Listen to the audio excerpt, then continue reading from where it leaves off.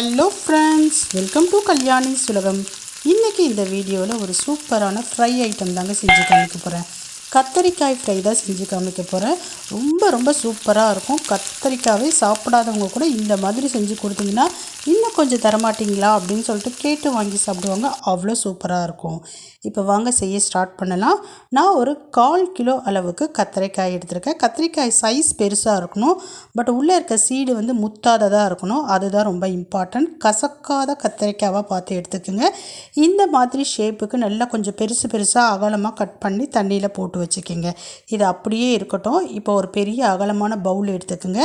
அதில் ஒரு 1/2 ஸ்பூன் அளவுக்கு குழம்பு மிளகாய் தூள் சேர்த்துக்கோங்க. 1/2 ஸ்பூன் கரம் மசாலா சேர்த்துக்கோங்க. கூடவே கொஞ்சமாக உப்பு சேர்த்துக்குங்க. கத்திரிக்காய்க்கு நிறைய உப்பு சேர்த்துட்டிங்கன்னா கரிக்கும், அதனால் பார்த்து கவனமாக சேர்த்துக்குங்க. இப்போ இது கூட கொஞ்சமாக மஞ்சத்தூள் சேர்த்துக்குங்க. ஒரு 1/4 ஸ்பூன் அளவுக்கு காஷ்மீர் மிளகாய் தூள் சேர்த்துக்குங்க. இப்போ ஒரு தக்காளியில் பாதி தக்காளியை மட்டும் கட் பண்ணி எடுத்து அதனுடைய சாறு மட்டும் சேர்த்துக்கிறேன். மைல்டான புளிப்பு சுவை சேர்க்குறப்ப இந்த கத்தரிக்காய் ஃப்ரை ரொம்ப சூப்பராக இருக்கும். லெமன் சாறுலாம் விட்டிங்கன்னா ரொம்ப புளிப்பாக இருக்கிற மாதிரி ஆகிடும். அதனால் தக்காளி சாறே விட்டுக்குங்க, நல்லாயிருக்கும்.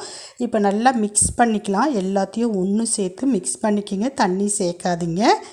நல்லா மிக்ஸ் பண்ண பிறகு இந்த மாதிரி மிக்ஸ் பண்ணிக்கிங்க. இப்போ இது கூட நம்ம கத்திரிக்காவை ஏற்கனவே கட் பண்ணி தண்ணியில் போட்டிருக்கோம். அதை நல்லா தண்ணி இல்லாமல் புழிஞ்சிட்டு இது கூட சேர்த்துக்குங்க. சேர்த்துட்டு இப்போ நல்லா மிக்ஸ் பண்ண போகிறோம். இந்த மாதிரி மிக்ஸ் பண்ணிக்கிங்க. ஒரு பீஸாக கூட எடுத்து நீங்கள் எல்லாத்துலேயும் நல்லா வந்து இந்த கலவையை ஸ்ப்ரெட் பண்ணி விட்டுக்குங்க. நல்லா மிக்ஸ் பண்ணிக்கிங்க. ஏன்னா இந்த கத்திரிக்காய்க்கு சுவையே இந்த கலவை தான். அதனால் இப்போ நான் காமிக்கிறேன் பாருங்கள். அது மாதிரி ஒரு பீஸ்லேயும் நீங்கள் கை வச்சு மிக்ஸ் பண்ணிக்கிங்க. இப்போ சூப்பராக மிக்ஸ் பண்ணியாச்சு. மிக்ஸ் பண்ண பிறகு குறைஞ்சது ஒரு 10 நிமிஷமாவது அப்படியே விட்டுடுங்க. கண்டிப்பாக வந்து 10 நிமிஷமாவது டிஸ்டர்ப் பண்ணாமல் விட்டுடுங்க. இப்போ பாருங்கள், ஒரு 20 நிமிஷத்துக்கு மேலே ஆயிடுச்சு. நல்லா ஊறி இருக்குது.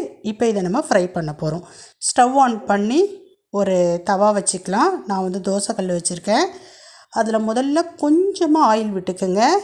ஆயில் விட்டுட்டு ஃபுல்லாக ஸ்ப்ரெட் பண்ணிக்கிங்க, எல்லா இடத்துலையும் படுற மாதிரி. இப்போ எண்ணெய் காய்ந்த பிறகு ஒரு பீஸாக தனித்தனியாக சேர்த்துக்குங்க. மொத்தமாக ஒன்று மேலே ஒன்று போட்டுறாதீங்க. கடாயில் போட்டாலும் அந்தளவுக்கு இந்த ஃப்ரை சரியாக வராது.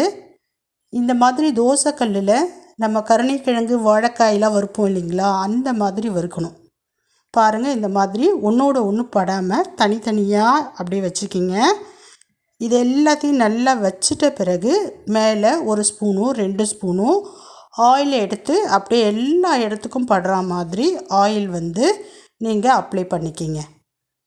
ஒரு சைடு வந்து வேகிறதுக்கு சிம்மில் வச்சு ஒரு 3-4 நிமிஷம் நீங்கள் ஸ்டவ்வில் அப்படியே விட்டுட்டிங்கன்னா நல்லா ஃப்ரை ஆகிடும். ஓரெல்லாம் பாருங்கள், அப்படியே நல்லா சுருங்க ஆரம்பிக்கும். இப்போ வந்து நல்லா ஒரு பக்கம் ஃப்ரை ஆகிடுச்சு.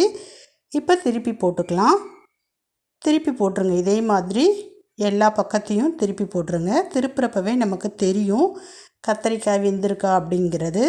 சூப்பராக வந்து பார்த்திங்கன்னா ஃப்ரை ஆகியிருக்கு பாருங்கள். இப்போ தேவைப்பட்டதுன்னா மறுபடியும் எல்லா இடத்துலையும் அந்த பக்கமாக, அதாவது இன்னொரு புறமாக எண்ணெயை வந்து சேர்த்துக்குங்க. ஆயில் இருந்ததுன்னா சேர்க்க வேணாம், இல்லைனா மட்டும் சேர்த்துக்குங்க.